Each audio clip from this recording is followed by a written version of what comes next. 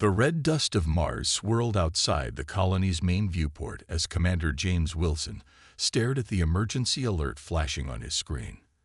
His hands gripped the edge of the control panel until his knuckles turned white. The message was clear. Unknown ships had entered the solar system, and they weren't responding to any attempts at communication. "Sir, the objects are accelerating," reported Officer Mark from his station. "They'll reach Mars orbit in less than 10 minutes. James straightened his uniform and took a deep breath. The new Mars colony had been humanity's pride for the past 5 years. The first permanent settlement outside Earth. Now something was coming straight for them. "Send another broadcast on all frequencies," he ordered, "and get me Earth command." Before Mark could respond, the entire room flashed with blinding purple light. The massive windows of the control center showed dozens of sleek, silver ships appearing from what looked like tears in space itself.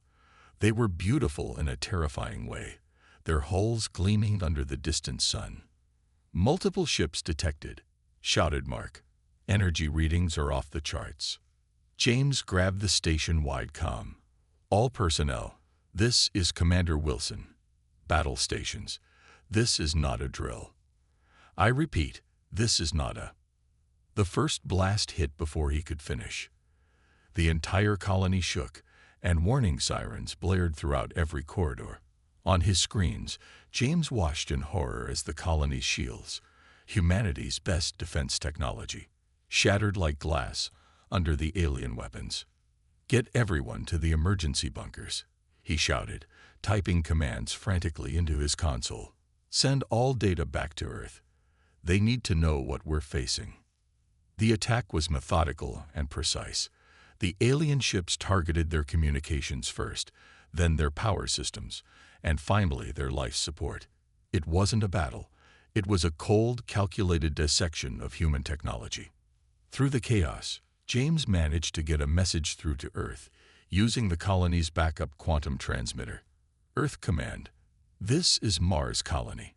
We are under attack by unknown forces. Advanced technology. Multiple ships. There." Another explosion rocked the control center.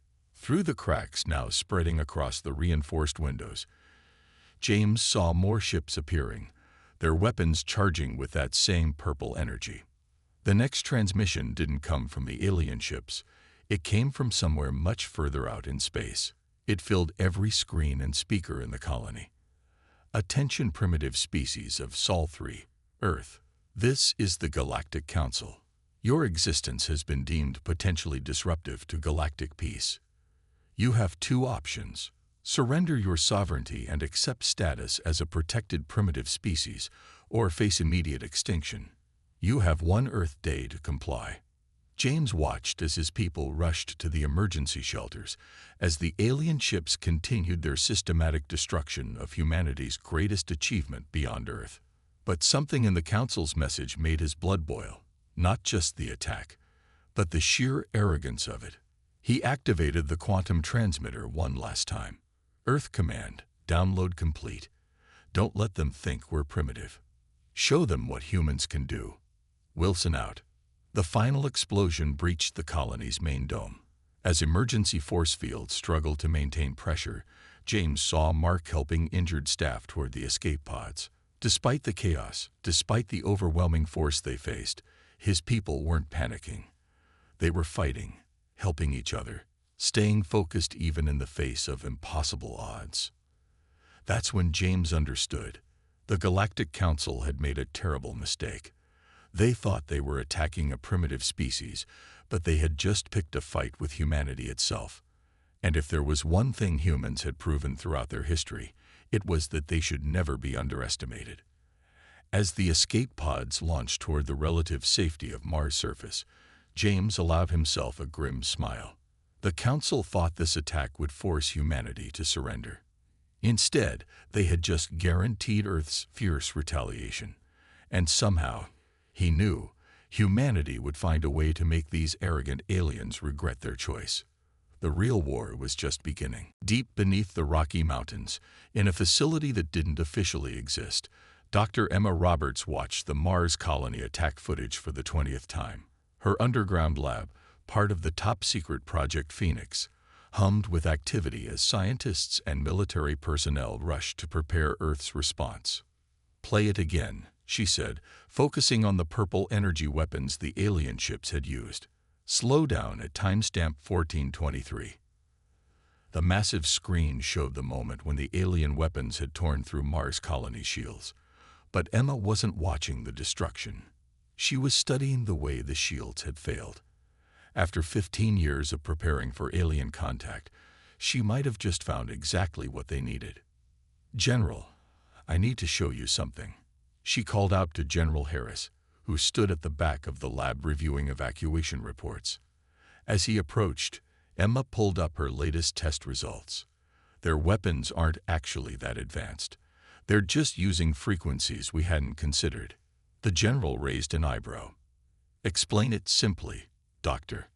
Emma pointed to her quantum resonance graphs. "Think of it like this. They're not breaking through our shields. They're slipping between the cracks. But our quantum shields." She pulled up another diagram showing her latest project. "They don't have cracks. They have no gaps at all." Before the general could respond, the lab's main door slid open. Admiral Thomas walked in, his face grim but determined. "Dr. Roberts, please tell me you have good news. The Council ships have destroyed 3 more outposts. They're moving closer to Earth." Emma straightened up. "Better than good news, sir. I think we can beat them at their own game." She pressed a button, and a hologram appeared showing her new weapon design. "Project Phoenix isn't just about defense. We've been developing our own quantum-based weapons that should, in theory, pass right through their shields." The Admiral's eyes widened. "You're certain?" "We captured readings from their shield technology during the Mars attack," Emma explained. "Their shields are advanced, yes, but they're based on principles we moved past 5 years ago. They're using brute force. We're using precision." General Harris studied the hologram. "How soon can we test it?" A young technician burst into the lab. "Sirs, we've detected a Council scout ship entering Earth's atmosphere. It's headed toward the Pacific Ocean." Emma smiled. "How about right now?" 20 minutes later, Emma stood in the test chamber with her prototype quantum cannon. The weapon looked deceptively simple, a sleek silver tube mounted on a mobile platform. But inside, it contained technology that had taken humanity decades to develop. "Scout ship is in position," reported the technician. "They don't appear to have detected our facility." Admiral Thomas gave the order. "Dr. Roberts, you have permission to fire when ready." Emma took a deep breath and activated the targeting system. The quantum cannon hummed to life, its core glowing with a soft blue light. On her screen, she could see the Council scout ship, its shields shimmering with that same arrogant purple energy. "Let's show them what primitive looks like," she muttered, and pressed the firing sequence. The quantum cannon released a beam of pure blue energy. There was no thunderous explosion, no dramatic light show, just a precise beam that passed through the Council ship's shields as if they weren't even there. The alien vessel's engines died instantly, and it dropped from the sky like a stone. "Direct hit," shouted the technician. "Their shields. They didn't even react." Admiral Thomas turned to Emma, a rare smile on his face. "How many of these can we make?" Emma returned his smile. "That's the best part, sir. We've been manufacturing the components for years. We have enough to arm our entire fleet within days." As the team celebrated their first victory, Emma thought about the Council's message, their dismissal of humanity as primitive. They had no idea that their attack had only served to wake a sleeping giant.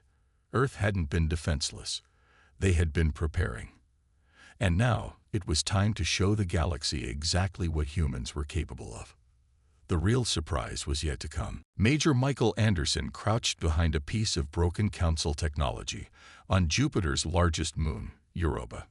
His small team of soldiers waited silently in the shadows of their captured stealth ship.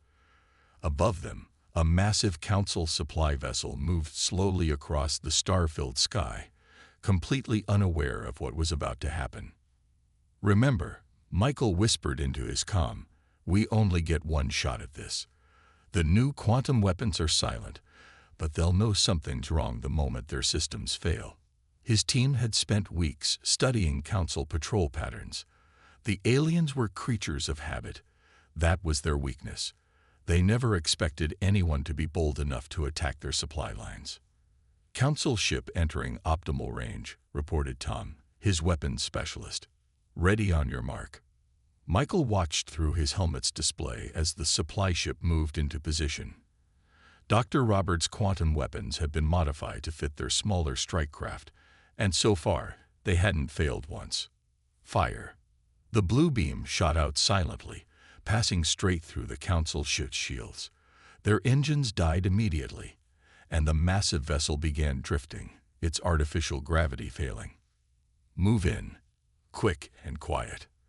Their captured ship, now modified with human technology, glided smoothly toward the disabled Council vessel. Michael's team had done this 5 times now, but it still amazed him how easily their weapons cut through alien defenses. Inside the Council ship, they found the crew in chaos. The alien beings, tall and gray-skinned, rushed around trying to restore power. They never expected borders. Their shields had never failed before.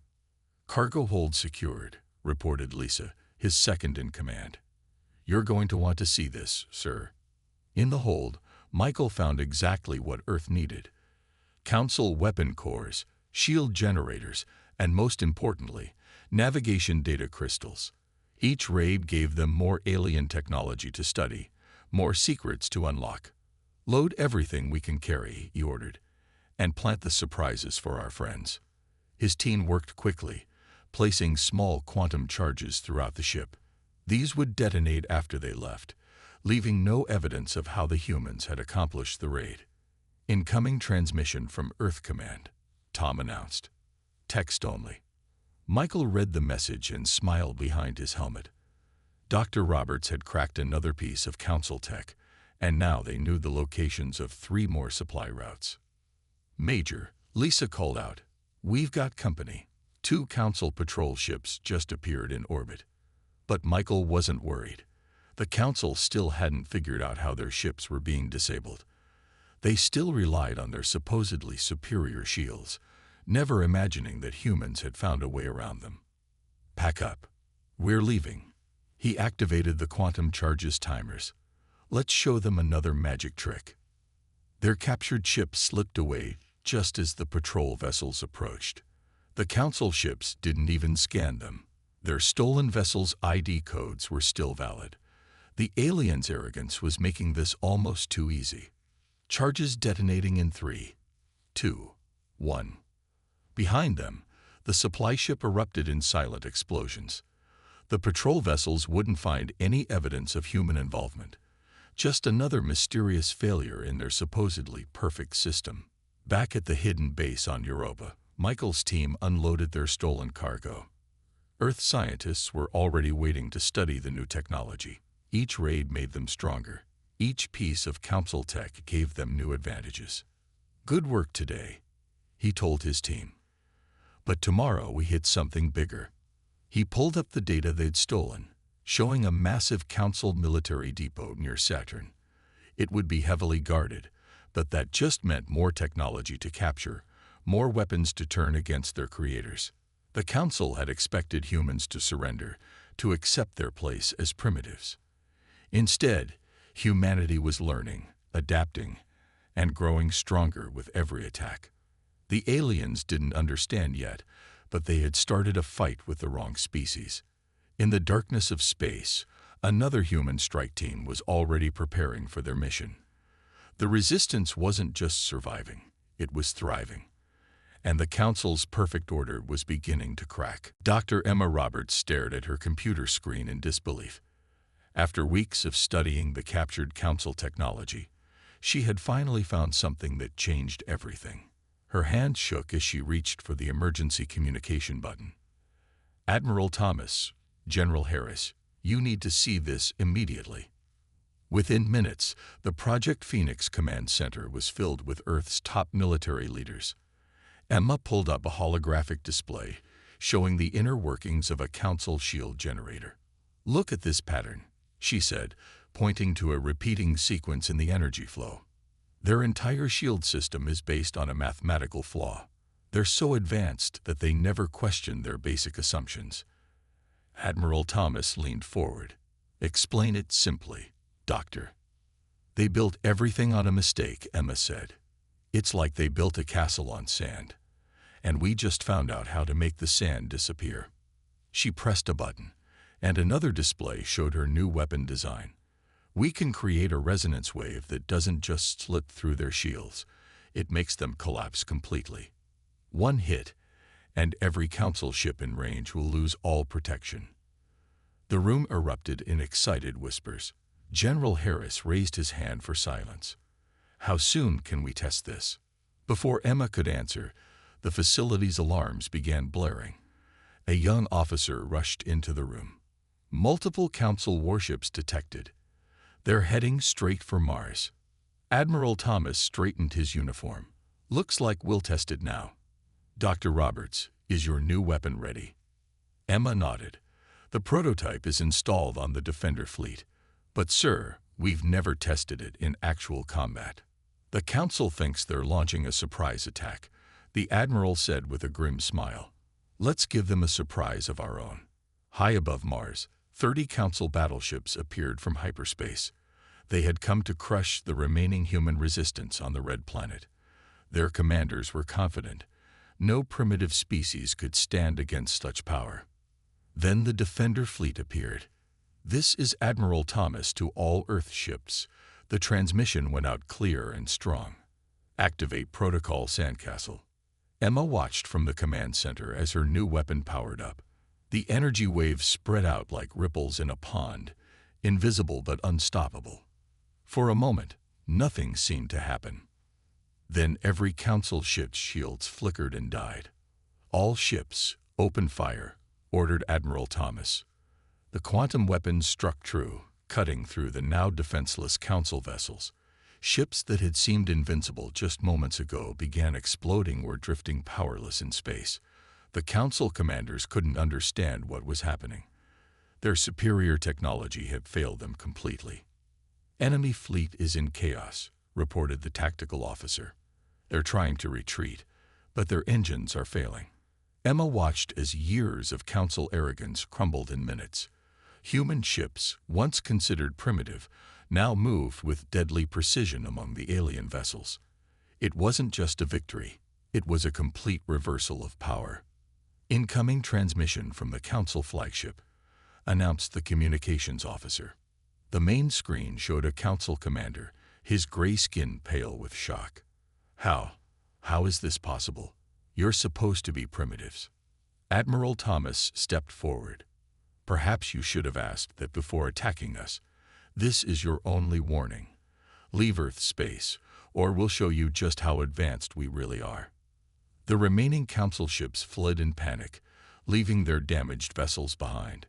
As Earth crews began boarding the captured ships, Emma received reports from across the solar system. The resonance wave had worked better than she'd imagined. Council operations everywhere were in chaos.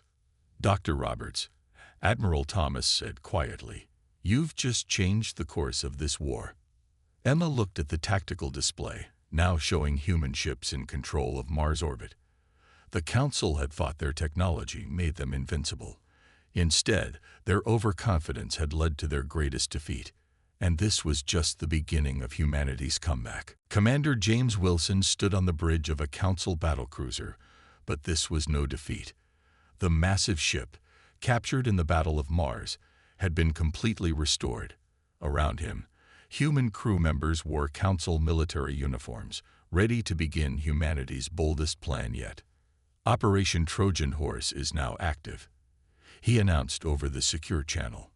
"All ships report in." One by one, 20 other captured Council vessels responded. Each had been carefully repaired and disguised. Their human crews had spent weeks learning how to act like Council officers. Even their communications had been modified to sound like alien voices. "Remember," James said to his crew, "we only need to fool them for 1 hour. That's all Dr. Roberts needs to upload the virus into their defense network." Their small fleet jumped into hyperspace, heading for the Council's main military base in the Orion sector. Thanks to captured data crystals, they had all the security codes they needed. The Council's own arrogance would be their downfall. They never expected anyone to dare attack their home systems. The base appeared ahead of them, a massive space station surrounded by defensive platforms. James took a deep breath and transmitted their approach codes. "Council Battle Group 7 requesting emergency docking," he said, his voice disguised by alien translation software. "We have critical battle data from the Earth conflict." The station's controllers didn't hesitate. Of course, they would want information about their recent defeats. The docking bays opened wide, welcoming what they thought were their own ships. "All ships, maintain formation," James ordered quietly. "Begin docking procedures exactly as planned." As they docked, teams of disguised human soldiers moved through the ships, ready to deploy. In the engine room, hidden quantum devices waited to be activated. Everything had to happen at exactly the right moment. Dr. Roberts' voice came through on a secure channel. "Virus upload beginning. Keep them distracted for just 3 more minutes." James walked confidently through the station's corridors, nodding to passing council officers who had no idea they were looking at a human. His team reached the main control center right on schedule. "Incoming priority message from Council High Command," he announced, making the controllers turn away from their stations. That moment of distraction was all they needed. "Now," James shouted. Every human team struck at once. The hidden quantum devices activated, disrupting the station's internal communications. Security systems crashed as Dr. Roberts' virus spread through their networks. Before the council officers could understand what was happening, the station was under human control. "Station secured," reported Major Anderson over the comm. "You should see their faces, Commander. They still can't believe we fooled them." But they weren't done yet. James activated the station's transmission array, broadcasting commands to the entire Council defense network. Everywhere, security protocols were being rewritten, defense platforms were shutting down, and Council ships were losing power. "Sir," his communications officer called out, "we're receiving signals from the other strike teams. All primary targets have been captured. The Council's entire defense network is down." Admiral Thomas's voice came through clearly. "All teams, Phase 2 is now active. Launch the full attack." From hidden positions throughout Council space, the rest of Earth's fleet appeared. They struck at every major military installation, using the confusion caused by Operation Trojan Horse to their advantage. The Council's mighty defenses, crippled by the virus and caught completely by surprise, could do nothing to stop them. James watched from the captured station as humanity's ships moved unopposed through Council space. The aliens had never imagined that the primitive humans could pull off such a complex deception. Their belief in their own superiority had blinded them to the danger. "Message from Earth Command," reported his officer. "They say, the Council wanted to see how advanced we are. Now they know." Looking at the shocked faces of the captured Council officers, James couldn't help but smile. The humans hadn't just beaten the Council's technology, they had outsmarted them completely. And now, the galaxy would never be the same. The Great Council Chamber, once a place of order and power, had descended into chaos. High Speaker Marcus watched from his elevated platform as representatives from 30 alien species argued and shouted. The humans' successful attacks had shattered the Council's image of invincibility. "How did they bypass our defenses?" demanded the delegate from the oldest Council race. "This is impossible." "Nothing is impossible," replied Ambassador John Reed, Earth's first representative to the Council. He stood calmly in the center of the chamber, surrounded by angry alien faces. "You just couldn't imagine that primitives could outsmart you." The massive screens around the chamber showed the extent of humanity's victory. Council military bases had fallen one after another. Their mighty defense network, built over thousands of years, had been defeated in less than a day. "This is unacceptable," shouted another council member. "We must launch a full counterattack." "With what ships?" John asked quietly. The room fell silent as he gestured to the displays. "Your main fleets are trapped in disabled defense platforms. Your backup systems are under our control, and your remaining ships can't defend against our weapons." High Speaker Marcus raised his hand for silence. "How did you achieve this? Tell us the truth." John smiled. "The truth is simple. You gave us everything we needed. Every time you attacked us, we learned. Every piece of technology you used against us, we studied. You thought we were just running and hiding, but we were watching and planning." The younger council races, those who had opposed the war from the start, began nodding in agreement. They had warned that attacking Earth was a mistake, but the older races hadn't listened. "Incoming transmission from Earth Command," announced the chamber's eye. On the main screen appeared Admiral Thomas, standing on the bridge of a captured Council flagship. "Honorable Council," the Admiral said, his voice firm but not mocking, "we've just disabled your last major military installation. Your remaining forces have two choices: stand down or be destroyed." The chamber erupted again, but this time many voices were calling for peace. The Council's military leaders had promised an easy victory over Earth. Instead, they had led the Council into its greatest defeat in 10,000 years. "This is outrageous." The head of the Council Military Command stood up. "We cannot surrender to primitives." "Look around you," John said, gesturing to the screen showing disabled Council ships. "Your weapons don't work against us. Your shields can't stop us. Your codes can't keep us out. Who exactly are you calling primitive?" More Council races began speaking up in Earth's favor. They had seen how humans fought, not with blind aggression, but with careful planning and remarkable adaptation. Many began to wonder what they could learn from these humans. "We demand to know how you developed these technologies," insisted one of the elder race representatives. John shook his head. "You still don't understand. We didn't just develop technology. We developed ourselves. While you relied on your advanced weapons, we relied on our minds. While you assumed you knew everything, we kept learning and improving." High Speaker Marcus stood, and the chamber fell silent. In his 1,000 years of leadership, he had never faced such a crisis.